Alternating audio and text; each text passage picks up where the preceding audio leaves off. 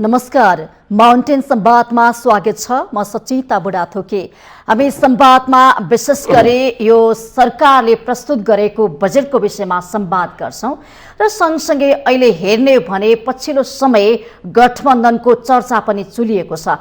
यो गठबन्धनको आयु कहाँसम्म हो भनेर पनि विज्ञहरूले टीका टिप्पणी गरिरहनु भएको छ र अहिले गठबन्धन टुटाउन, गठबन्धनलाई अगाडि बढाउनको लागि विभिन्न खालका रणनीतिहरू पनि आइरहेका छन्। वाम एकताको चर्चा एकातिर छ भने कांग्रेस पनि गठबन्धनलाई लिएर अगाडि बढ्नुपर्छ भन्ने मानसिकतामा देखिएको छ। यो बीचमा हिजो मात्रै केही दिन अगाडि मात्रै नेकपा माओवादी केन्द्रका अध्यक्ष पुष्पकमल दाहालले एमाले जसरी अहंकार कांग्रेसले देखायो भने हामी एमालेकै ठाउँमा पुर्याइदिन्छौं भनेर अभिव्यक्ति पनि दिइसक्नु भएको छ। यसले गर्दाखेरि यो गठबन्धन बीचमा सम्बन्धमा केही खटपट भएको हो कि भनेर आकलन पनि गरिएको छ। यो गठबन्धन प्रदेश र केन्द्रको निर्वाचनसम्म जाला कि नजाला भन्ने शंका पनि यति बेला पैदा भएको छ। यो सँगसँगै अहिले देशमा महँगी ह्वात्तै बढेको छ। जनता महँगीको चपेटामा परेका छन्, छटपटाइरहेका छन्। नेपाल आय निगमले 10 रुपैयाँ त फिर्ता गरिसकेको छ, केही राहत त मिलेको होला, तर पनि खाद्यान्न लगायतका अन्य वस्तुहरूको भने मूल्य महँगेको छ, आकर्षेको छ, बिचौलियाको बेगबेगी छ। त्यसमा पनि किसानले मल पाएका छैनन्। बर्खामा सुरु हुँदैछ, खेतमा धान लगाउने बेला आयो तर पनि किसानले मल पाएका छैनन्। चारैतिर किसान एउटा संकटमा छन् भने देश र राजनीतिक पार्टीहरू भने चुनावमा होमिएका छन्। चुनाव त एकातिर छ, चुनावलाई स्थानीय तहलाई मध्यनजर गर्ने हो भने जुन परिणामलाई हेर्ने हो भने नेपाली कांग्रेस 2074 सालको स्थानीय तहमा जसरी पराजित भएको थियो भने यस पटक 2079 सालको स्थानीय तहको निर्वाचनमा पहिलो पोजिसनमा देखिएको छ। जनताले नेपाली कांग्रेसलाई रुचाएका हुन् अथवा गठबन्धनको दबदबाको कारणले गर्दाखेरि नेपाली कांग्रेसले जित हासिल गरेको हो त समग्र गठबन्धन कहाँसम्म जाला र निर्वाचन पछि अबको देशमा यो जुन अहिले पृष्ठभूमि मैले भनिसकेको छु, देशमा विभिन्न खालका संकटहरू आइरहेका छन्। खाद्य संकटहरू भोकमरी आउने हो कि भनेर चिन्ता पनि देखिन सकेको छ। आत्मनिर्भरको चर्चा गर्छौं र यो बजेटले विशेष गरी कृषिमा क्रान्ति गर्ने, परिवर्तन गर्ने, रूपान्तरण गर्ने भनेको छ। गरिबी हटाउने भनेको छ, गरिबी निवारणको कुरा पनि जोडेको छ। सँगसँगै रोजगारी सृजना गर्ने लगायतका अत्यन्तै राम्रा विषयवस्तु समाविष्ट गरेको छ। तर कार्यान्वयन होला त? यो विगतका बजेटलाई पनि हामीले फर्केर हेरौँ भने कार्यान्वयनको पाटोमा बजेट चुकेको छ, खर्च गर्न नसकेको अवस्था पनि छ। समग्र विषयवस्तुमा आज हामी संवाद गर्नेछौँ र संवादको लागि आज हामीले निम्ताएका छौँ नेपाली कांग्रेसका प्रभावशाली नेता हुनुहुन्छ, केन्द्रीय सदस्य पनि हुनुहुन्छ, पूर्व विद्यार्थी अध्यक्ष पनि हुनुहुन्छ नेवी संघका। हामीले नयन सिंह महर्ज्यूलाई आजको यो संवादमा बोलाएका छौँ। यहाँ स्वागत छ। सर्वप्रथम त हामी बजेटकै चर्चा गरौँ। प्रतिपक्षले बजेटलाई निकै आलोचना गरेको छ। यो बजेट चुनावमुखी बजेट हो, सत्तापक्षले ल्याएको बजेटमा कुनै पनि जनताको हितको लागि यो अहिले भएका पृष्ठभूमिलाई सम्बोधन गर्ने खालको बजेट होइन भनेर आलोचना गरिरहँदाखेरि सत्तापक्ष भने बचाउमा उत्रेको छ, होइन?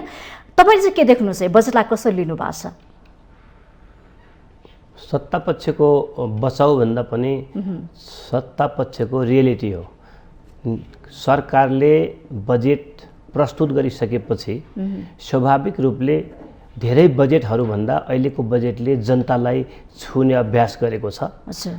मैले त बारम्बार उठाउँदै आएको कल्याणकारी राज्य व्यवस्थाको कुरा गर्छु। मैले कल्याणकारी राज्य व्यवस्था जसलाई हामी सोशल वेलफेयर स्टेट भन्छौँ, त्यो जनताको सबैको वृत्ति विकास हुने, करिब करिब समतामूलक विकासको अवधारणा अगाडि बढ्ने किसिमको एक खाले अवधारणाले प्रेरित छ अहिलेको बजेट। तसर्थ कार्यान्वयनमा चुनौती छ, सत्य कुरा हो। कार्यान्वयन गर्नुपर्ने छ। केही बजेटका स्रोतहरू अलिकति बढी महत्त्वकांक्षी छन्, ऋण जुटाउनु पर्ने छ, त्यो कुरा छ, आफ्नो ठाउँमा छ। तर यति नगरिकन कृषकदेखि विद्यार्थीदेखि एउटा मालिकदेखि मजदुरसम्मको सबैको स्थितिलाई समेट्ने यदि कुरा गर्ने हो भने अहिलेको बजेटले जुन आफूलाई प्रस्तुति गरेको छ त्यो नै आजको आवश्यकता थियो। यहाँले भन्नुभयो कल्याणकारी राज्य व्यवस्था तपाईँको माग हो, पटक पटक यो अभिव्यक्ति तपाईँले दिँदै आउनुभएको छ।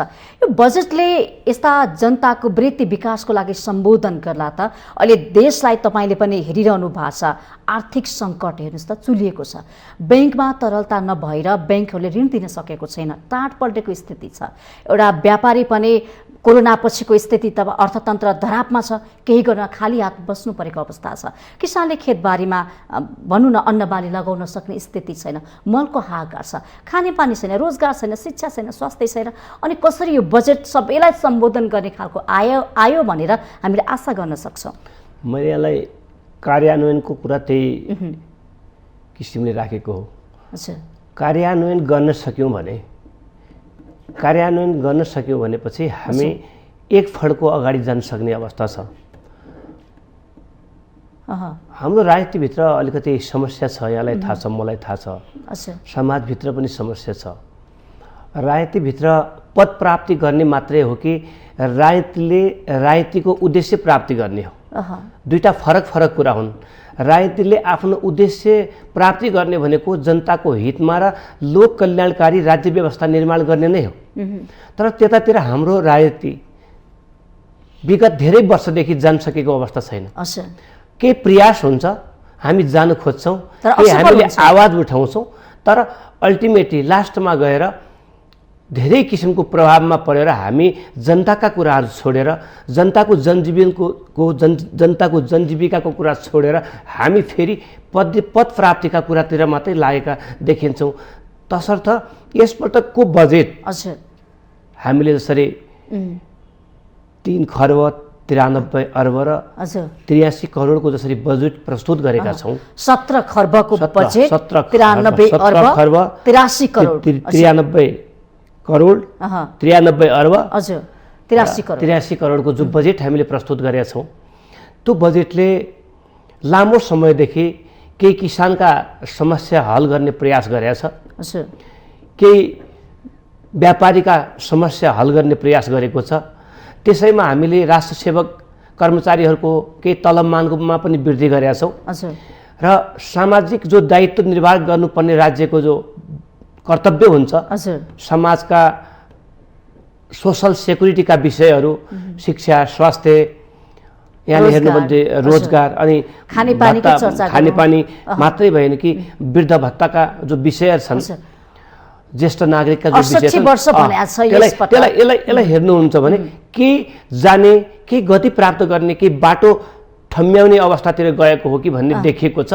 मैले यसलाई फेरि के भने कि कार्यान्वयनको अवस्था चुनौती छ। ठिक छ, यहाँले भन्नुभयो जस्तो कि ज्येष्ठ नागरिक 68 वर्षको बुवा आमालाई हामीले वृद्ध भत्ता दिने भनेर यो सरकारले बजेटमा ल्यायो नि, आमा बुवा त खुसी हुनुहुन्छ होला, तर प्रतिपक्षले के भन्यो भने यो चुनावी बजेट हो हैन, मत खसाल्न भोट पाउनको लागि, आकर्षित गर्नको लागि यो खालका चाहिँ कार्ययोजना ल्याइएको, बजेट पारिएको हो भनेर आलोचना गर्यो नि। संसारका हरेक सरकारको अन्तिम कार्यकालमा चुनाव आइ नै रहन्छ, तर रेगुलर जो हामीले 15 गते बजेट प्रस्तुत गर्ने हामीले वैधानिक व्यवस्था, संवैधानिक व्यवस्था गरेका छौँ, त्यो जुनसुकै सरकार भए पनि, जहिले चुनाव भए पनि त्यो बजेट आउनै पर्थ्यो। र हिजो स्वयं प्रतिपक्षी दलले पनि त्यसरी आफ्नो बजेट प्रस्तुत गरेकै हो।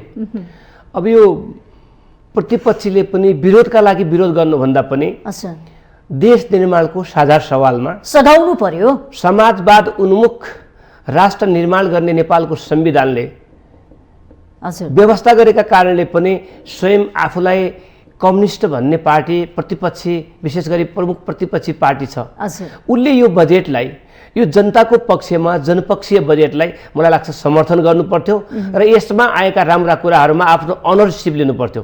हामी प्रतिपक्षका नाताले आएको बजेटको स्वागत गर्छौँ, तर कार्यान्वयनका चरणमा यदि कहीँ कतै गम्भीर त्रुटि भयो भनेपछि यसको हामी चाहिँ सबै वस्तुस्थितिलाई अध्ययन गरेर राख्छौँ र यसको भण्डाफोर गर्छौँ भनेर त्यो किसिमले प्रतिपक्ष प्रस्तुत हुनुपर्ने हो खास कुरा। अब यो विरोधको लागि अलिकति छटपटिएको छ प्रतिपक्ष। ठिक छ, विरोध गर्यो प्रतिपक्षले, तर तपाईले बजेटलाई हेरिरहँदाखेरि काहीँ कमी कमजोरी सुधार समेट्नुपर्ने तमाम सुधार छन्। होइन समेट्नुपर्ने विषय नआएको हो कि अथवा त्यस्तो के लागेको छ? बजेट पूर्ण रूपमा ऋणको पर्याप्त छ? जसरी ऋण निकालेर हामीले बजेटको पूर्ति गर्ने जति ठुलो आकार राखेका छौँ त्यसले त्यो ऋण सजिलैसँग प्राप्त हुन सक्ने अवस्था कहीँ क्लियर देखिँदैन। त्यो एकदम बडो ठुलो महत्त्वाकांक्षी विषय छ।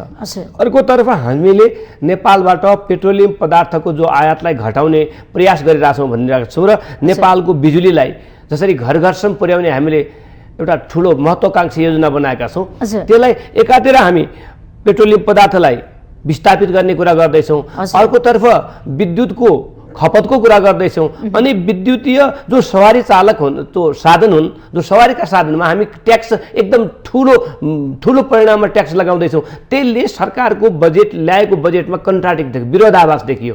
एकातिर बिजुली जलस्रोतको सदुपयोग गरेर बिजुलीको खपत गर्ने स्वदेशी बिजुलीलाई स्वदेशमै सबैको चुलोसम्म पुर्याउने, भेकलसम्म वाहनसम्म पुर्याउने, यातायातका साधनमा बिजुलीको प्रयोग गर्ने भनेर हामीले विद्युतको प्रयोग गर्ने भनेर कुरा गऱ्यौँ। तर विद्युतीय सामानहरू ल्याउँदाखेरि विद्युतीय साधनमा हामीले फेरि के गर्यौँ, ट्याक्स चाहिँ 60% पनि ट्याक्सको एउटा लेभल लगाउने भयौँ। यसले दुईटै कुरामा यता हो कि उता हो भनेर अलिकति विरोधाभास प्रष्ट बजेटको चित्रण चाहिँ देखिएन। यो घटाउनु पर्छ होइन, यहाँ यो यसमा सजिलो बजेटको आकार ठुलो भयो। विद्युतीय सवारी साधनमा लगाएको जो ट्याक्स जो लगाउने प्रयत्न गरिएको छ यसलाई घटाउनु पर्छ। अनि विद्युतको खपत हामीले नेपालमै गर्न सकेन घटायो भनेपछि यो आकार ठिक हुन्छ, उपयुक्त हुन्छ, पर्याप्त हुन्छ। हामीलाई बढी भयो भनिरहनु भएको छ नि तपाईँले। बढी भयो, यसलाई 20-30 को रेन्जमा राख्न सकिन्थ्यो होला। यहाँदेखि यहाँसम्म भनेर 60% पनि जसरी त्यो कर लगाउने अभ्यास गरिएको छ नि, यसले चाहिँ मान्छे अब भेकल त कति ल्याउँछन् विद्युतीय त्यो थाहा छैन। तर सरसर्ती नल्याउने मान्छेलाई पनि के लाग्यो कि यो चाहिँ यो पक्षमा भएन। सबैले अब 60% ट्याक्स लगाएर विद्युतको खपत नेपालमा गर्ने भन्दाखेरि विद्युतीय सामान त आउनु नसक्ने भए, समस्यामा पर्ने भयो भनेर यसमा चाहिँ पब्लिकको पनि, प्रतिपक्षीको मात्रै होइन, पार्टी स्वयं सत्ता गठबन्धनकै पार्टीभित्र पनि, सरकारभित्रै पनि र जनताकोमा पनि आवाज उठ्याएको छ। यो कुरा सच्याउनुपर्छ। जनताको आवश्यकतालाई ध्यानमा राखेर बजेट आएको हो के छ? यसको मार्ग चित्र हेर्ने हो भने यसले कहाँ पुर्याउँछ हामीलाई यो बजेटले? बजेटको कार्यान्वयन गर्न सक्यो भने फेरि मैले भने जनपक्षीय जनताका सवालमा यो बजेट, मैले त अहिले अस्ति मैले आफूले लेखेँ पनि, बजेट सुनिसकेपछि मेरो कमेन्ट थियो, बजेट महत्त्वाकांक्षी छ, कार्यान्वयन गर्नमा कठिन होला।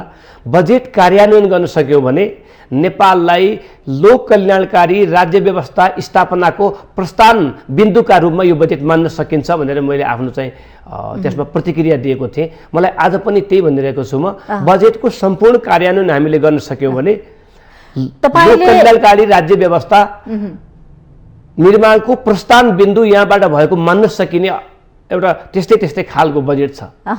ठिक छ, बजेटमा हामीले धेरै खालको अपेक्षा गर्न सक्छौँ, सकारात्मक छ बजेट तपाईँले भनिरहँदाखेरि। कार्यान्वयनमा डर तपाईँले पनि आफै लिइरहनु भएको छ, कतै कार्यान्वयन नहुने हो कि चुनौती तपाईँले देखिरहनु भएको छ। अब कार्यान्वयनको पाटोलाई कसरी चाहिँ मजबुत बनाउने, कसरी सफल पार्ने, यो विषयमा तयारी गर्नुपर्ने होला नि त। हामी पटक पटक कार्यान्वयनमा चुकेका छौँ हरेक बजेटमा। बजेटको कार्यान्वयनको सन्दर्भमा सबभन्दा यसको पहिलो कर्ता भनेको सरकार नै हो। हिजो हामीले धेरै बजेट निर्माण गऱ्यौँ, धेरै सरकारहरू आए, धेरै राम्रा कुरा पनि राख्यौँ, तर कार्यान्वयनको चरणमा एकदम हामी चाहिँ धीमा गतिमा अगाडि बढ्यौँ। र आज हामीले सोचेको आशातीत जो देशले फड्को मार्नुपर्ने हो त्यो आशातीत नतिजा हामीले प्राप्त गर्न सकेका छैनौँ।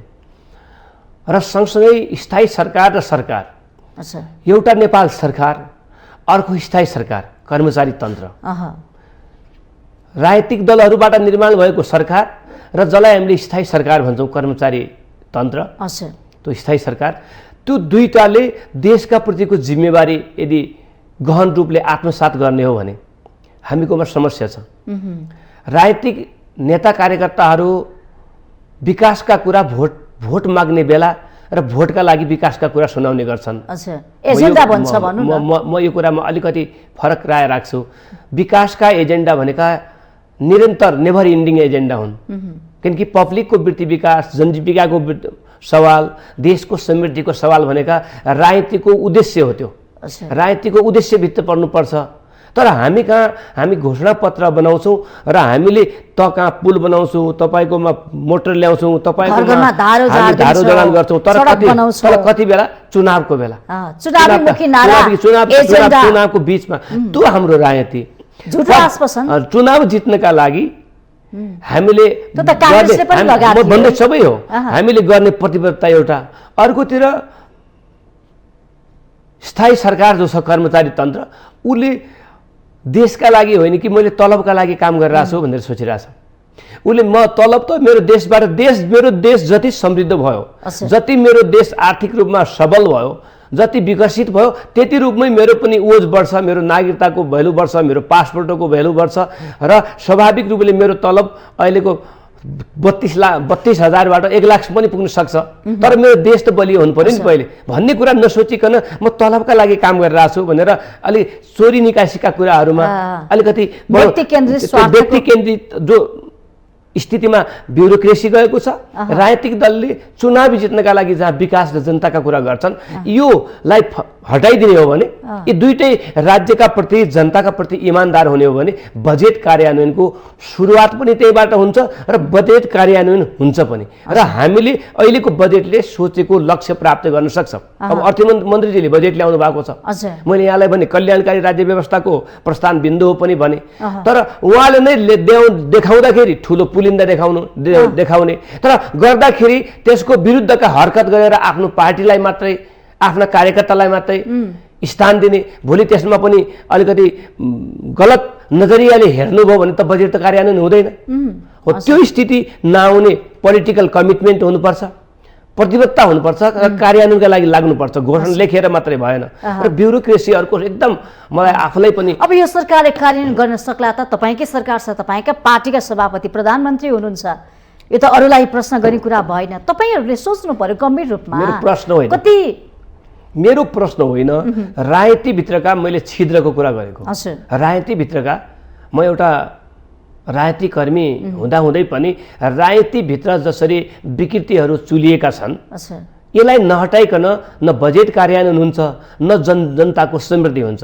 आचरण व्यवहारलाई ठिक ठाउँमा नराखिकन राजनीतिभित्र मैले बारम्बार कुरा गर्ने गर्छु, नैतिकताको राजनीति, नैतिकताको स्थान राजनीतिभित्र हुने होइन भने यो गलफत्ती मात्रै हुन्छ। पृथ्वीनारायण शाहका बेलादेखि सरकार भए, जनता आए, भोट दिए, चुनाव भयो, आजसम्म पनि प्रत्यक्ष अप्रत्यक्ष, हिजो पनि चुनाव थियो, आज पनि चुनाव भइरहेको छ, फेरि कुनै मेयर होला, कोही प्रधानमन्त्री होला, कोही राष्ट्रपति होला, त्यो ठाउँ त खाली त हुँदैन। राज्यका ती ठाउँहरू खाली ती खाली भरिभर हुन्छन्। तर लक्ष्य प्राप्ति राजनीतिको लक्ष्य हो, लक्ष्य प्राप्तिका लागि आफूभित्र आफैबाट इमान्दारीको प्रयासको सुरुवात गर्नुपर्छ। भनेपछि अहिले त गठबन्धनको सरकार छ, यो गठबन्धनको सरकारले यो कहाँसम्म जाला भनेर एकातिर चर्चा पनि छ, अर्कोतिर प्रदेश र केन्द्रको यो मङ्सिरमा निर्वाचन गर्ने पनि भनिएको छ। अब के गर्छ त? बजेट एकातिर छ, कार्यान्वयनको चुनौती एकातिर छ, निर्वाचन एकातिर आछ। निर्वाचनमा मात्रै ध्यान जाने हो कि अहिले देशको परिस्थितिमा पनि ध्यान दिनुपर्ने हो? होइन, यहाँले भने जस्तै देशमा पेट्रोलियम पदार्थ लगायतले मूल्य वृद्धि आकाशिने सम्भावना बढेको छ। खाद्य वस्तु अभाव हुन थाल्छ। म यहाँलाई भन्दैछु, पेट्रोलियम पदार्थको वृद्धिसँगै सम्पूर्ण हामीले उपभोग गर्ने चिजवस्तुको स्वाभाविक रूपले मूल्य वृद्धि हुन्छ। त्यो कुरा एकातिर अगाडि बढिरहेको छ, अर्कोतिर बजेटको कार्यान्वयनको कुरा छ, अर्कोतिर चुनाव समयमै सम्पन्न गर्नुपर्ने कुरा छ। र के हाम्रो गठबन्धन धर्मराएको स्थिति पनि देखिन्छ, गठबन्धनलाई पनि सँगसँगै लैजानुपर्ने अवस्था छ। हजुर, काङ्ग्रेसमा धेरै मलाई के विश्वास छ भने राज्यले आफ्नो दायित्व, सरकारले आफ्नो दायित्व सम्झेको होला। नेपाली काङ्ग्रेस पार्टीको तर्फबाट नेपाली काङ्ग्रेसको पार्टी सभापति प्रधानमन्त्री हुनुहुन्छ गठबन्धनको, हामीले पार्टीको केन्द्रीय समितिको बैठकबाट पनि सरकारलाई अनुरोध अथवा सरकारलाई हामीले सुझाव दिएका छौँ। जनताका जनजीविकाका सवालमा सरकार जहिले पनि गम्भीर भएर अगाडि बढोस्। पेट्रोलियम पदार्थको मूल्य वृद्धिको सवालमा मैले त सार्वजनिक रूपमै बोले। अस्ति मूल्य फिर्ता हुनुपर्छ, घट्नुपर्छ, सरकारले ट्याक्स लगाएर पेट्रोलियम पदार्थको मूल्य वृद्धि हुँदैछ। हामीलाई थाहा छ अन्तर्राष्ट्रिय बजारमा जसरी युक्रेन र रुसको वार भइरहेको छ, त्यस कारणले पनि त्यसको प्रभावले पनि हामी कहाँ मात्रै होइन, अन्य देशहरू अमेरिकामा समेत अस्ति मैले सुन्दै थिएँ 22% मूल्य वृद्धि भएको छ अमेरिका जस्तो देशमा पनि। त्यो ठिक छ, त्यो हामीले बुझ्छौँ। अहिलेको दुनियाँले, अहिलेको नेपालले सरकारका बाध्यता नबुझ्ने होइन, तर केही सरकार व्यापारी मात्रै पनि त होइन नि। सरकारले कल्याणकारी राज्य व्यवस्था जो स्थापनाको हामी कुरा गर्छौँ, जनताका सवालमा जो हामी कुरा गर्छौँ, जनताका लागि जहिले पनि जनतालाई दुःख परेको बेला, पीडामा भएका बेला जनतालाई मलम लगाउने काम पनि त सरकारको हो।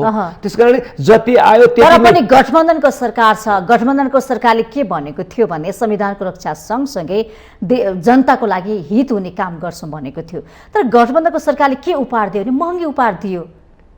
हेर्नुस् त अहिले के छ, गठबन्धन के गर्यो त जनताको पक्षमा? मैले भने नि मौन भएर बसेको छ, मुख दर्शक भएर बसेको छ, जनता छटपटिरहेका छन्। अन्तर्राष्ट्रिय जो परिस्थितिका कारणले मूल्य वृद्धि भएको छ, त्यो हामीले नेपालले मात्रै त्यसबाट अलग रहन सक्ने अवस्था छैन। त्यो मात्रै होइन, त्यसको प्रभाव छुट्टै होला, तर अन्य समस्या त जस्ताको त्यस्तै छ, विगत 50 वर्षदेखिको समस्या। तर नेपाल सरकारले व्यापारी जस्तै यतिमा आयो यतिमा बेच्छौँ भन्दा पनि जनताका पक्षमा जनतालाई सहुलियतपूर्ण व्यवहारका लागि, सहुलियतपूर्ण चिजवस्तु उपलब्ध गराउनका लागि सरकार बजारको अनुगमनदेखि लिएर पेट्रोलियम पदार्थमा मूल्य वृद्धि फिर्ता गर्नुपर्छ भन्ने हामीले कुरा उठाएका थियौँ। र आज यहाँले केही घटेको पनि यहाँले देख्नु भएको छ। फेरि यो अझ थप मूल्य वृद्धि घट्नुपर्छ हामीले भनेका छौँ। यहाँले गठबन्धन सरकारको जो निर्माणको अवस्था थियो त्यो कुरा यहाँले देख्नु भएको छ। यसको औचित्य के भन्छ? त्यति बेला दुईटा औचित्य थियो। यो त स्वार्थको लागि तपाईले देख्नु भएको छ, त्यसको सिधा औचित्य थियो। केपी ओली 2/3 सरकारको बलमा राज्यका सम्पूर्ण अङ्ग प्रत्यङ्गलाई आफै एकलौटी निरङ्कुश तौरले चलाउन खोजिरहेका थिए। तपाईको पत्रकारितादेखि लिएर मन्दिरदेखि हरेक ठाउँमा जनता सबै केपी ओलीको शासनबाट विक्षिप्त भएका थिए। 1.5-2 वर्ष कोरोनाले एकदम मान्छेको जीवन सन्तासमा थियो, मानिसहरू मर्ने क्रम रोकिएको थिएन। त्यही बेला केपी ओलीले नेपालको संविधान 61-62ले जो हाम्रा लागि केही परिवर्तनकारी, केही युगान्तकारी जो काम गरेको थियो, त्यो संविधानलाई समेत कुल्चेर त्यसलाई समेत जलाउने गरेर संसदलाई विघटन गर्नुभयो। त्यसबाट परिवर्तनकारी, परिवर्तनका पक्षमा रहेका शक्तिहरू एक ठाउँमा भएर सर्वोच्च अदालतमा मुद्दा गयो र अहिलेको सरकार बन्यो। यो सरकारको एउटा पहिलो काम भनेको प्रतिगमनलाई रोक्नु। नेपालको संविधान जसले पछाडि पारिएका सबै वर्गहरू, महिला, मधेसी अथवा जनजाति, अब सबैलाई जहाँ त्यो संविधान आउने बेलासम्म सायद मूलधारमा हुन सकेका थिएनन्। आफ्नो अधिकार जसरी अहिले खोज्दैछन् त्योभन्दा बढी त्यो अधिकार प्राप्त गर्ने एउटा ठाउँ देखाइदिने एउटा ऐना नेपालको संविधान थियो। त्यो संविधानलाई च्यात्ने प्रयत्न गर्नुभयो र त्यसलाई फेरि हामीले चाहिँ त्यसलाई रोक्नका लागि, संविधानलाई बचाउनका लागि, परिवर्तनलाई, जनताको जो परिवर्तनको अपेक्षा थियो त्यसलाई फेरि अगाडि बढाउनका लागि हामीले यो सरकार गठबन्धन निर्माण भएको एउटा कुरा त्यहाँ हामी पुगेका छौँ। कम्तीमा आज संविधान कार्यान्वयन हुन्छ कि हुँदैन भन्ने डर छैन। स्थानीय निर्वाचनको हेर्नुभयो यहाँले, स्थानीय तहको निर्वाचन बडो भव्यताका साथ यति शान्तिपूर्ण तरिकाले नेपालमा सायद संविधान सायद निर्वाचन सम्पन्न भयो। त्यो सत्ता पक्षले धाँधली गर्यो त्यो भन्ने कुरा छँदैछ। अनि सँगसँगै हामीले अर्को कुरा, कोभिडको सन्तासबाट, महामारीबाट विश्व आक्रान्त थियो, नेपाल पनि आक्रान्त थियो।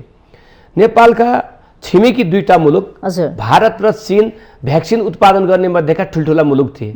तर नेपाल भारत र चीनबाट समेत भ्याक्सिन ल्याउन सकेका थिएन, अरू ठाउँबाट सकेकै थिएन। सानो सानो स्केलमा भ्याक्सिन नेपालमा आइरहेको थियो। जनता आज मर्छ कि बाँच्छ कि भन्ने जनता एकदम सन्तासमा थियो। तर केपी ओलीजीको सरकार चाहिँ त्यसको त्यो भ्याक्सिन ल्याउने, त्यो औषधि ल्याउने नाममा पनि ओम्नीका नाममा अर्बौंको भ्रष्टाचार लिप्त थियो। जनता भ्याक्सिन पाइरहेका थिएनन्। त्यहाँबाट निकालेर अहिलेको सरकार निर्माण भएर प्रधानमन्त्रीजीले 3 पटक खोप भन्नुभएको थियो। त्यो खोपको आकार यसरी आज मास्क नलाएर, मैले यही पनि मास्क लगाएर इन्टरभ्यू दिएको मलाई याद छ। आज मास्कै नलाएर यसरी खुल्ला अवस्थामा जो बाँच्ने जो एउटा स्थिति सिर्जना भएको छ नि, त्यो यो सरकारको राष्ट्रिय र अन्तर्राष्ट्रिय एउटा छवि सम्बन्धका कारणले हो। प्रधानमन्त्रीको व्यक्तिगत सम्बन्धका कारणले पनि हो। आज 85% बढी जनताले भ्याक्सिन लगाइसकेका छन्, कोही बाँकी छैन भने जति बेला लगाउँदा पनि हुन्छ। त्यो यो त मान्छेको जीवन बचाउने कुरा पहिलो प्राथमिकता थियो र यसपालिको धाँधलीहरूले भनिरहेका होलान्।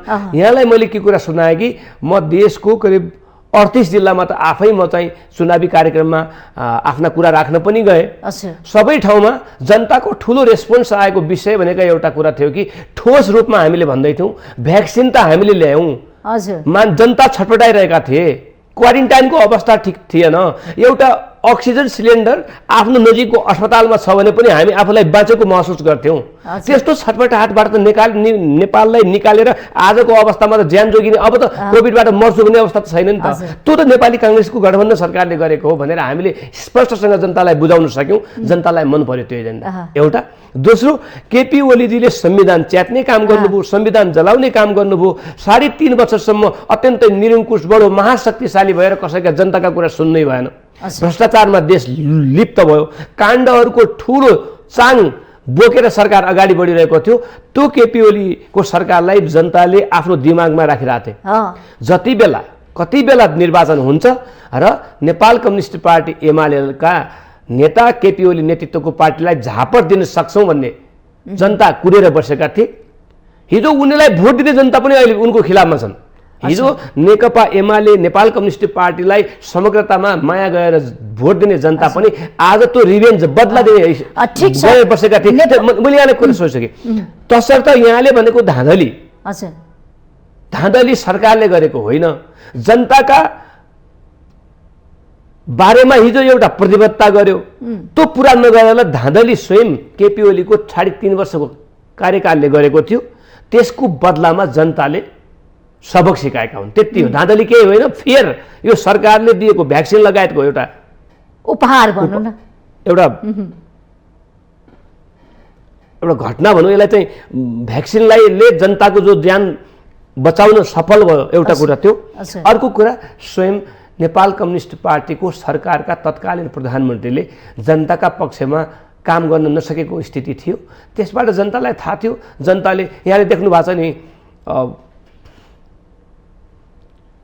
13.5 लाख त भोट बदल भएका छन्। एकदमै ती पनि भोट हाल्नै गएका जनता हुन्। यसपालि 68.7% मात्रै मतदान भयो हामी भनिरहेछौँ। तथ्याङ्कले त्यही देखाउँछ। यी सबै कुरा अब यो फेरि प्रदेश र सङ्घको चुनावमा यहाँले हेर्नु होला, यो प्रतिशत बढ्छ र फेरि नेपाल कम्युनिस्ट पार्टी एमालेको घटोत्तरी हुने सम्भावना पर्याप्त छ। ठिक छ। स्थानीय तहमा जसरी एमालेको किल्ला तोड्यो नेपाली काङ्ग्रेसले, जसरी जित हासिल गरेको छ, यति बेला नेपाली काङ्ग्रेसले खुसियाली पनि मनाएको छ। 2074 सालमा जसरी हार बिहोर्यो भने 2079 सालको निर्वाचनमा पहिलो पोजिसनमा नेपाली काङ्ग्रेस देखिया छ। यो गठबन्धनको दबदबा परेको हो अथवा प्रभाव परेको हो अथवा नेपाली काङ्ग्रेसलाई जनताले रुचाएको हुन्, अब नेपाली काङ्ग्रेसले आउनुपर्छ नेतृत्वमा भनेर नेपाली काङ्ग्रेसलाई उपहार दिएका, अवसर दिएका हो के हो? नेपाली काङ्ग्रेस पार्टी यो देशको राणाकालदेखि नै राणाहरूको विकल्पमा पनि नेपाली काङ्ग्रेस पार्टीलाई लिएको हो। पञ्चायतको विकल्पमा पनि पञ्चायतभन्दा काङ्ग्रेसले भनेको डेमोक्रेसी प्रजातान्त्रिक व्यवस्था ठिक छ भनेर जनताले 46 सालमा नेपाली काङ्ग्रेसलाई सहयोग गरेका हुन्। त्यसपछिका सरकारमा पनि कहिले नेपाली काङ्ग्रेसलाई स्पष्ट बहुमत आउने, कहिले नआउने, कहिलेकाहीँ हाम्रा क्रियाकलापहरू पनि ठिक नहुने, जनताले मन नपराउने, आफ्नो छोराछोरीलाई सजाय दिए जस्तै हामीलाई सजाय दिने, फेरि पनि अझ जनताले परीक्षण गर्छन्, होइन अरूभन्दा त काङ्ग्रेसै राम्रो हो भनेर फेरि सोध्छन्, फेरि काङ्ग्रेसलाई नै सत्तामा स्थापित गराउने यो चलन पहिलेदेखि नै हो। 62-63 सालको जनआन्दोलनमा पनि नेपाली काङ्ग्रेसको नेतृत्वले जसरी परिवर्तनलाई संस्थागत गर्न आफूलाई सफलता प्राप्त गर्यो त्यो कुरा पनि जनतालाई थाहा थियो। त्यसकारण नेपाली काङ्ग्रेसले जनताका पक्षमा आवाज उठाउने मात्रै होइन कि अधिकारका सवालमा नेपाली काङ्ग्रेस जहिले पनि चट्टानी अडानमै बसेको हुन्छ। तर राज्य सञ्चालनका क्रममा कहिलेकाहीँ यसले आफ्ना एजेन्डा बिर्सिन्छ, कहिलेकाहीँ जनतालाई कहिलेकाहीँ बिर्सिन्छ कि भनेर जनतालाई शङ्का उठ्छ र फेरि जनताले सजाय गर्छन्। योभन्दा अगाडि हामीलाई सजाय गरेको थियो। अहिले जनताले कुनै अरू केही यसमा गठबन्धन त होला, गठबन्धनले एउटा माहौल मिलेको होला, तर गठबन्धन कति ठाउँमा मलाई लाग्छ 500 भन्दा बढी ठाउँमा त हामी एक्लै नेपाली काङ्ग्रेस चुनाव लडेछ। हजुर हजुर 225-30 को हाराहारीमा मात्रै महानगरपालिका कुनै उपमहानगरपालिका गठबन्धन निर्माण भएको छ। हजुर हजुर जो हामी नेपाली काङ्ग्रेसले 1 महिने जो गाउँ जागरण अभियान चलाएको थियो, घर घर जाउँ काङ्ग्रेस जिताउँ अभियान चलाएको थियो, त्यसबाट हामी अझ थप हौसिएका थियौँ। हाम्रो बाध्यता के थियो कि केन्द्रमा गठबन्धन सरकार थियो, यो सरकारलाई बरकरार राखिराख्नुपर्ने चुनौती हाम्रो अगाडि थियो। त्यसकारण हामी गठबन्धनमा गएका थियौँ। नत्र हाम्रो देशभरको आङ्कलन स्थानीय हामी जति जेठको देशको हामी 6743 सबै वडामा हामीले कार्यक्रम गऱ्यौँ। त्यो वडाबाट आएको रिपोर्ट, त्यसको हाम्रो जो रिपोर्ट यदि यहाँले हेर्नुहुन्छ भने नेपाली काङ्ग्रेस पार्टी एक्लै लड्दाखेरि पनि शानदार विजय प्राप्त गर्छ भन्ने हाम्रो रिपोर्ट थियो। तर केन्द्रीय गठबन्धनलाई बचाउनु पर्ने बाध्यात्मक अवस्थामा हामी थियौँ। हजुर तर कार्यकर्ताले तल वडा तहका मान्छेले त रुचाएका छैनन् के गठबन्धनलाई। नेपाली काङ्ग्रेसले किन गठबन्धन गर्नु पर्यो? केपी ओलीजीको हिजोको प्रतिगमनकारी जो कदम थियो त्यो कदम फेरि कुनै बेला पनि पुनरावृत्ति हुन सक्छ भन्ने कुरामा हामी सजग थियौँ। त्यसकारणले सबै पार्टी गठबन्धनलाई बचाएर चुनावमा जानुपर्ने अवस्था भयो। यो नेपाली काङ्ग्रेसको तर गठबन्धनले पनि एउटा माहौल निर्माण गर्यो। फाइदा त नेपाली काङ्ग्रेसलाई भएको छ। पहिलो नेपाली काङ्ग्रेसलाई मात्रै होइन, सबैको सिट सङ्ख्या बढाएको छ। सबैलाई हामीसँग भएका जति दलहरू थिए सबैले भोटको प्रतिशत बढाएको छ, जितको प्रतिशत बढाएको छ, सबै हौसिएका छन्। भित्रैबाट जम्मै बाहिर भन्ने कुरा आफ्ना ठाउँमा छन्। गठबन्धनका सबै दलले आफूलाई शिर ठाडो गाडेर अलिकति यसो चाहिँ हो नि हामीले देखाइदियौँ नि भन्ने स्थिति जो सिर्जना भएको छ, यो भनेको गठबन्धनको कारणले पनि हो। सबैको स्थितिमा सुधार आएको छ। स्थानीय तहको निर्वाचनमा गठबन्धन सफल भयो। अब प्रदेश र केन्द्रको निर्वाचनमा चाहिँ अलि धर बनाउने हो कि गठबन्धन टुट्ने हो कि भन्ने कुरा पनि देखिएको छ। नेकपा एमाले वाम एकताको चर्चा गरिरहेछ, बोलाइरहेछ। फेरि एकातिर माधव कुमार नेपाल होइन समाजवादीका अध्यक्ष, त्यसै गरी उपेन्द्र यादव जसपाका अध्यक्ष, त्यसै गरी माओवादीका अध्यक्ष प्रचण्ड मिलेर फेरि अर्को गठबन्धन गर्ने हो कि भनेर हिजो मात्रै समाचार आएको छ। काङ्ग्रेसलाई छोडिदिने हो कि भन्ने बारम्बार हामीले के भनिरहेछौँ कि यस्ता खालको अभिव्यक्ति किन आउँछ? गठबन्धन सिद्धान्त होइन, गठबन्धन सिद्धान्त होइन, गठबन्धन आवश्यकता हो। एउटा एजेन्डा बनाएको थियो। एजेन्डा गठबन्धन हामी किन कि प्रतिगमनलाई रोक्नुपर्छ, केपी ओलीले गलत काम गर्नुभयो, देशलाई समृद्धितर्फ लैजानुपर्छ, गठबन्धनलाई अगाडि बढाउनुपर्छ, त्यति हो। गठबन्धन सिद्धान्त होइन, यो आवश्यकता हो। त्यो आवश्यकता व्यक्तिगत रूपमा म मेरो व्यक्तिगत कुरा गर्नुहुन्छ भने मैले नेपाली काङ्ग्रेस केन्द्रीय समितिको बैठकमा पनि नेपाली काङ्ग्रेस पार्टीलाई हामीले 15-20 लाख मत जोड्नु छ। सधैँ हामी सत्तामा गयौँ, धेरै सरकारमा गयौँ, आशातीत उपलब्धि जनताका लागि र स्वयं पार्टीका लागि अझै पनि सम्भव हुन सकेका छैन। तसर्थ यो सत्ता प्राप्ति मात्रै हाम्रो ध्येय होइन। र हामीले चाहिँ अपोजिसनमा बसेर पनि के हुन्छ, अपोजिसनमा बस्ने न हो, प्रतिपक्षमा बसेर पनि जनताका सवालहरू, जनताका कुराहरू, जनजीविकाका सवालहरू हामी उठान गर्न सक्छौँ, जनताका पक्षमा काम गर्न सक्छौँ। तर पार्टी निर्माण गरौँ, 2-4 वर्ष पार्टी निर्माण गरेर नेपाली काङ्ग्रेसको सम्पूर्ण रूपले उसको कार्यक्रम, उसको नीति सिद्धान्त र कार्यक्रमलाई कार्यान्वयन गराउनका लागि नेपाली काङ्ग्रेस एक्लै चुनावमा जानुपर्छ भन्ने राय राख्ने मान्छे हो म।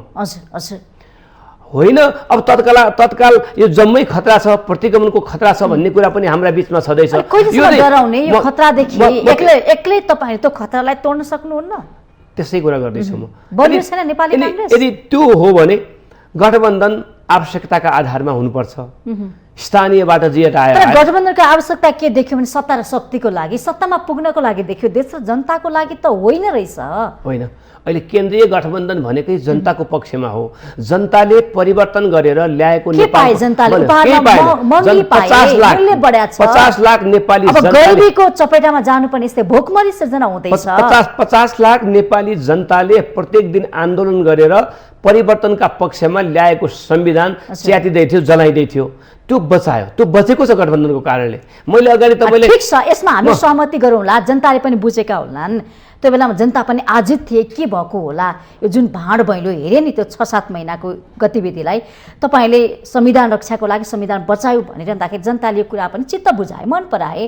त त्यतिले मात्रै पुग्दैन नि त। पुग्दैन, त्यो त म आफै भनिरहेको छु, त्यो पुग्दैन। सुस्त छ गठबन्धनको यात्रा, हेर्नुहोस् त गन्तव्य। मैले भने पद प्राप्ति मात्रै गठबन्धनको उद्देश्य बन्नु हुँदैन। पद प्राप्ति मात्रै गठबन्धनको उद्देश्य बन्नु हुँदैन। त्यति मात्र भागबण्डा 5 दलीय गठबन्धन छ हैन, भाग मिलेन भने त यहाँ त जे पनि हुन सक्ने भयो। दलीयमा अब दलीय स्वार्थका लागि हजुर। सरकारभित्रका भागबण्डाहरू अगाडि बढ्छन् नै। यो कुरा कसैले लुकाएर भन्दैन, कसैले भन्छ। हजुर। मेरो कुरा चाहिँ के हो कि दलीय यो संयुक्त सरकार गठबन्धन सरकार भइसकेपछि आफ्नो दलको पक्षमा मेरो दलका नजिकका मान्छेलाई केही प्राप्ति बढी हुनुपर्छ भन्ने एउटा विचार राख्नु, त्यो क्रियाकलाप गर्नु ठुलो कुरो होइन। म अगाडि यहाँले के कुरा गर्दै थिएँ कि गठबन्धन नेपाली काङ्ग्रेसको मात्रै आवश्यकता चाहिँ होइन। जसरी नेपाली काङ्ग्रेसको आवश्यकताका रूपमा गठबन्धनका दलहरूले लिने प्रयास गर्दछन् कहिलेकाहीँ। अहिले त त्यही भइरहेछ हेर्नुहोस् त। प्रचण्डले के भन्नुभयो भने नि एमाले जस्तो अहङ्कार नेपाली काङ्ग्रेसले देखाइयो भने त्यही स्थितिमा ठेगान लगाइदिन्छु भनेर उहाँले चेतावनी पूर्वक अभिव्यक्ति दिइसक्नु भएको छ। उहाँ कहिलेकाहीँ उहाँको समस्या कस्तो हुन्छ कि बडो सेन्टिमेन्टल इमोसनल भावुक भएर कहिलेकाहीँ बोल्नुहुन्छ। अब यत्रो आन्दोलन गरेर नेपाली काङ्ग्रेसलाई माया लाग्छ फेरि त्यस्तो सङ्घर्ष गरेर आएको नेता फेरि अब उहाँहरूले गोली चलाउँदै पनि त्यत्रो हिंसा हुँदाहुँदै पनि आफ्नै छातीमा गोली हान्नेका विरुद्ध होइन कि उनीसँग हात जोडेर नेपाली काङ्ग्रेसले वार्तामा ल्याएर यहाँको स्थिति पुर्याएको, शान्ति पनि। म यहाँलाई यति मात्रै के भने कि हरेकलाई एउटा कुरा चाहिँ के हो कि नेपाली काङ्ग्रेससँग न्यु खोज्ने अधिकार छैन, किनकि नेपालको सम्पूर्ण राजनीतिक अवस्थामा नेपाली काङ्ग्रेस पार्टी सत्तामा हुँदा वा नहुँदा यो संस्थापन पक्षीय पार्टी हो, राज्यको नेपालको संस्थापन पक्षीय पार्टी हो। योसँग कसैले माग राख्ने, काङ्ग्रेसलाई कसैले घुर्काउने त्यो अधिकार छुट्छ, किनकि एउटा अभिभावकीय जो पार्टी छ, जो पार्टीहरूको नेता पार्टी हो, त्यो नेता पार्टीसँग केही कुरा आफ्ना कुराहरू राख्ने, यसलाई धम्क्याउने, यसलाई घुर्क्याउने अधिकार उसका यो अभिव्यक्तिलाई नेपाली काङ्ग्रेसले कुन रूपमा लिन्छ? नेपाली काङ्ग्रेसले मैले यहाँलाई यति भने अभिभावकीय पार्टी भएका कारणले नेपाली काङ्ग्रेसका अगाडि मागहरू आउनु, यसो गरेन भने हामी यस्तो गरिदिन्छौँ भन्ने कुरा गर्नु र नेपाली काङ्ग्रेससँग केही बढी आफ्नो मागहरू दर्शाउनु ठुलो कुरो होइन। यो चाहिँ स्वाभाविक कुरा हो। किनकि अभिभावक कहाँ त सबैका माग जान्छन्, कान्छोको जान्छ, जेठोको जान्छ, माइलोको जान्छ। अभिभावकले त अभिभावकत्व दिनु पर्यो, उसले न्याय पनि दिनु पर्यो। कान्छोले न्याय त सबैले दिनुपर्ने हो, तर कान्छो र माइलोलाई अलिकति छुट हुन्छ, सहुलियत हुन्छ। तर जो प्रमुख हुन्छ, प्रमुखले त सबैलाई मिलाएर सबको विचारलाई स्थान दिएर अगाडि बढ्नुपर्ने दायित्व नेपाली काङ्ग्रेस मूल पार्टीको हो। त्यो मूल पार्टी भनेर नेपाली काङ्ग्रेस भएको कारणले हामीसँग ठुलो विचार, ठुलो दिल भएको पार्टी नेपाली काङ्ग्रेस हैन, सबैलाई अटाउने, सबैलाई मिलाएर राख्ने, सवालहरू अझ आइराख्छन्, मिल्न सक्ने, मिलेर बस्न सक्ने, मिलाएर लिएर जान सक्ने। अर्कोतर्फ के हो कि अब केही यति नभन्यो भने भोलि बाँडफाँडमा फेरि कहीँ प्राप्तिमा कमी आउला कि हामीलाई कम देलान् कि भनेर समयमै सचेत गराउने अभ्यास पनि हो।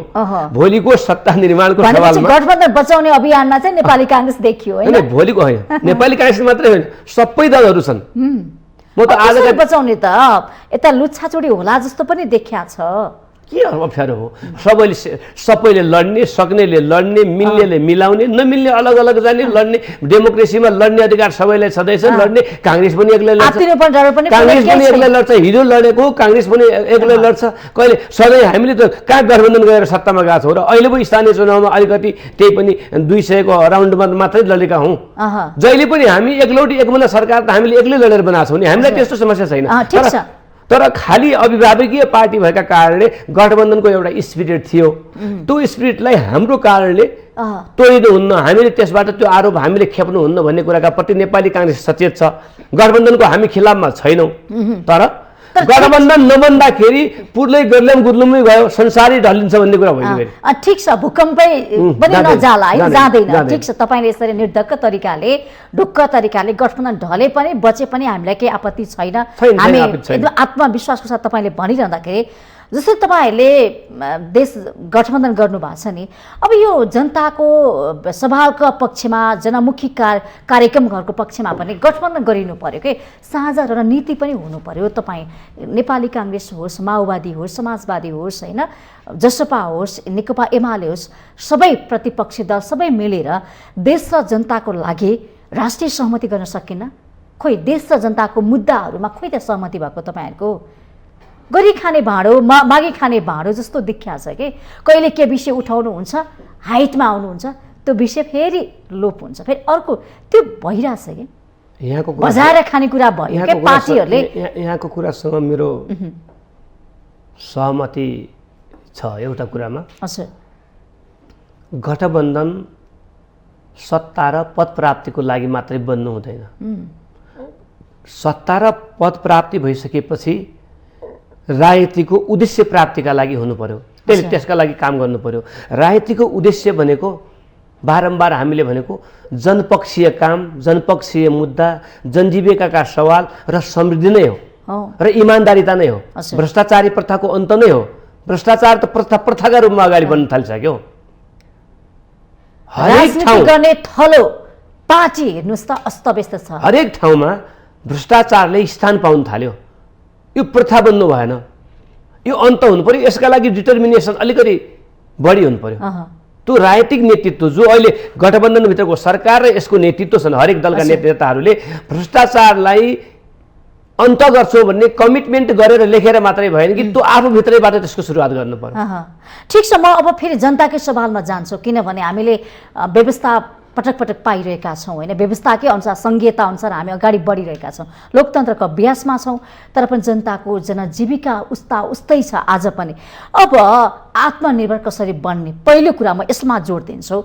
नेपाललाई हामीले कृषि प्रधान देश भनेर चिन्छौँ, पहिचान त्यही छ, परिचय त्यही छ। हामीसँग प्रशस्त कृषि गर्नको लागि जग्गा जमिन जल जडीबुटी जङ्गल सबै कुराले प्राकृतिक रूपमा हामी सम्पन्न धनी पनि छौँ होइन।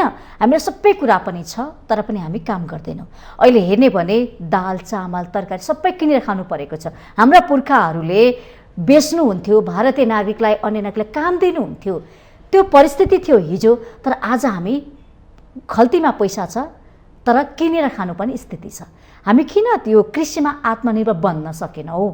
आत्मनिर्भर सबै क्षेत्रमा, मैले कृषि मात्र होइन, पर्यटनमा हुनसक्छ, जलमा हुनसक्छ, जडीबुटीमा हुनसक्छ, सम्भावनाका क्षेत्र प्रशस्त छन्। बस धेरै भयो यो विषयमा, तर काम भएन के, कुरो मात्रै भयो। कसरी आत्मनिर्भर बन्ने? अर्थतन्त्र बलियो बनाउने चुनौती छ, सङ्कट छ, अर्थतन्त्र धरापमा पुगिसकेका छ।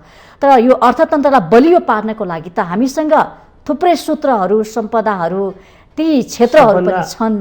सबभन्दा यहाँले भनेको विषयवस्तु, त्यो एजेन्डा, त्यो मुद्दा कार्यान्वयन गर्नका लागि राजनीतिक नेतृत्व नै फेरि मैले भन्दैछु इमान्दारी हुनुपर्छ, सच्चिनु पर्यो, सोच्नु पर्यो, पुरा कम्बर कसरी नै लाग्नु पर्यो। अब डुबान छ हेर्नुहोस् त, काठमाडौँमा 2 घण्टा निरन्तर पानी पऱ्यो भने काठमाडौँ डुब्छ, जलमग्न हुन्छ। देश त डुबान भयो, विगतमा हरेक वर्ष डुबेर मान्छेले ज्यान गुमाउँछ, धनको क्षति हुन्छ। म भन्दैछु खोइ त तयारी। अब कृषिको सवाल मात्रै होइन कि नेपालको समृद्धिका आधारहरू हामीले जस्तै कृषि, पर्यटन, जलस्रोतको जडीबुटी हुन सक्ला, जडीबुटी, जवानी पनि हो, जो मेन पावर जो हाम्रो जति छ यसको सदुपयोग हामीले गर्न सकिरहेको छैनौँ। 40 र 43 को बीचमा कहिले बढ्ने कहिले घट्ने युवाहरूको उपस्थिति रहेको देश, यसले फेरि धेरै वर्ष जान्दैन। 24 वर्ष मात्रै त्यो हामीसँग सुविधा छ, त्यसपछि वृद्धहरूको देश हुन्छ नेपाल। यो बिचमा काम गर्नुपर्ने अब भाषण, यस्ता हाम्रा अन्तर्वार्ताहरू, धेरै कुराहरू सुनिन्छन्। तर राजनीतिक नेतृत्व सत्तामा गइसकेपछि उसको डिटर्मिनेसनमा नै भर पर्ने हो क्या। ऊ कति कर्तव्यनिष्ठ भएर लाग्छ, कहाँ गएर हराउँछ, जब सत्तामा पुग्छ ऊ त हराउँछ। त्यो छुट सबै कुरा बिर्सिन्छ के। अब त्यो छुट हामीसँग छैन। अब किन छैन कि सबै किसिमले देश आत्मनिर्भर बनेन भने हामी नेपालको स्थितिलाई अमन चयनमा राख्न नसक्ने अवस्था त आयो। रोग भोग र शोकले हामी रोग भोगका सवालमा, स्वास्थ्यका सवालमा, शिक्षाका सवालमा, यहाँले भनेको खाद्य सुरक्षाका सवालमा अब त त्यति मात्रै पुगेन। हिजो हाम्रा पुर्खाहरू, हाम्रा हजुरबाहरूको एउटा स्टाइल थियो, बाँच्ने, आत्मनिर्भर गर्ने एउटा कुरा। तर अब त त्यसले पुगेन। अब त क्वालिटी अफ लाइफ भन्ने थाल्यो। क्वालिटी लाइफ कसरी हुन्छ भन्ने, तपाईँले लगाएको लुगा पनि राम्रो लुगा कसरी बनाउने, तपाईँले खाएको जो खाद्यान्न छ त्यसमा गुणस्तरीयता कसरी वृद्धि, त्यो छ कि छैन, लगाएको जुत्ता चप्पलमा गुणस्तरीयता छ कि छैन, मतलब मान्छेको लाइफ स्टाइल क्वालिटेबल छ कि छैन भन्ने कुरा आइसक्यो। संसार त्यतातिर गइसक्यो। तसर्थ नेपाल चाहिँ जहाँको त्यही छ। त एउटै कुरा हो, यसको आधार भनेको 1, 2, 3 भन्न सकिन्छ। राजनीतिक नेतृत्व इमान्दार, नैतिकमान र साहसिक भयो भनेपछि यो सबै सुधार हुन्छ। किनकि उसले पहिले कृषिको बारेमा यहाँलाई मैले अब नेपाली कांग्रेस सत्तामा छ, नेपाली कांग्रेस सत्तामा पुगेको छ, पटक पटक पुग्यो।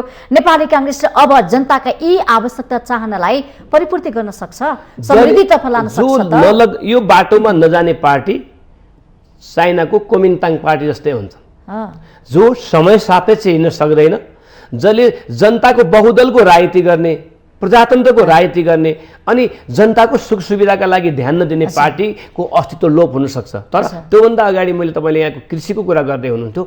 कृषिभित्र मैले विगत 10-15 वर्षदेखि नै एउटा एजेन्डा उठाइरहेको छु।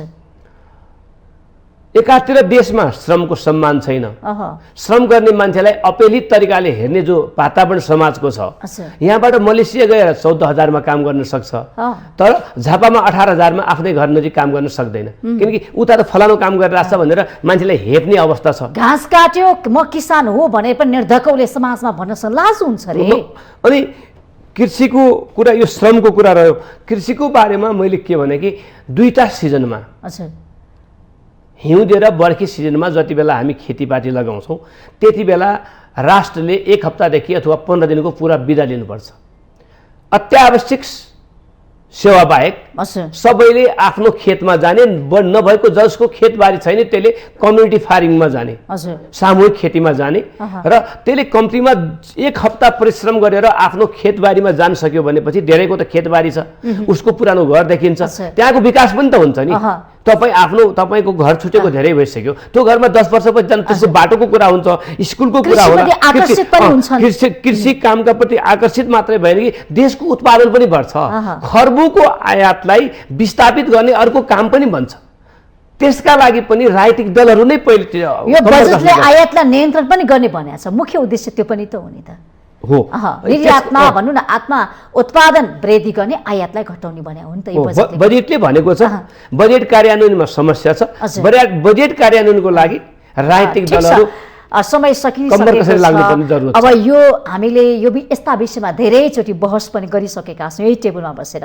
अब सबैले आफ्नो ठाउँमा, राजनीतिक कर्मीले पनि होला, देशका पार्टीहरूले पनि होला, जनताले पनि के सोच्नु पर्यो भने नि, अब हामीले विदेशमा 14,000 मा काम गर्न जाने कि आफ्नै देशमा 18-20 हजार हैन आफूले उत्पादन गर्ने यी आफ्नो श्रम सिपहरू आफ्नो देशमै खर्च गरेर मनङ्गे पैसा कमाउने भन्ने कुरा चाहिँ सोच्नु पर्यो। जनताले पनि सोच्नु पर्यो।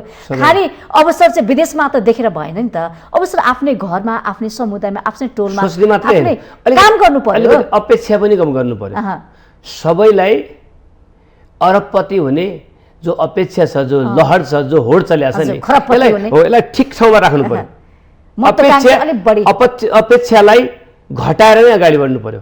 एकदम महत्त्वाकांक्षा हाई राख्ने, हुने बेला केही नहुने अनि फ्रस्ट्रेसन भएर डिप्रेसनको औषधि खानुपर्ने जो अवस्था आउँदैछ, यसलाई घटाउनका लागि अपेक्षा घटाउने। हजुर, जे छ जस्तो छ मेन कुरा भोकै बस्नु नपरोस्, घाँस पास कपास जुन छ नि आधारभूत आवश्यकता त्यो प्राप्ति होस् र शिक्षा स्वास्थ्य बिरामी हुँदाखेरि उसले उपचार गर्न पाओस्, पढ्न पाओस्। यी कुराहरूमा चाहिँ तपाईँले यो कुरा पनि उठाउनु भएको थियो। तपाईँ पूर्व अध्यक्ष पनि हुनुहुन्छ नेभी सङ्घको, यो कुरा पनि तपाईँले पटक पटक उठाउनु भएको थियो। तर पनि उठाउने मात्रै होइन, राजनीतिभित्र तपाईँसँग तेस्रो पटक भन्दैछु, राजनीतिभित्र कुनै दिन यो देशको कार्यकारी तहमा गयो भने शिक्षा र स्वास्थ्यलाई राज्यको अन्तर्गत राख्ने योजना छ, त्यो कार्यान्वयन गर्ने तपाईँ गर्न सक्नुहुन्छ। त्यो मेरो राजनीतिको मूल विषय हो त्यो। तर त्यो म शिक्षा मन्त्री भएर पनि गर्न सकिँदैन। त्यसका लागि फर्स्ट मेन बन्नुपर्छ। फर्स्ट मेन भएको दिन यो कार्यान्वयन गर्ने, यो देशलाई अमेरिका बनाउने, युरोप बनाउने भन्नुभन्दा पनि जति यो देशभित्र छ हामीले आफै बनाउने हो। यसलाई जति सदुपयोग गर्नुपर्ने हो, हाम्रो स्रोत साधन यो सदुपयोग गर्ने हो। यसका लागि इमान्दारी हुनु जरुरी छ। शैलीहरू फरक फरक छन्, हरका साङपाङको शैली पनि छ। सबैका आफ्नो शैलीले विकासलाई टेवा पुर्याउनु पर्यो। हस्, समयको लागि धन्यवाद।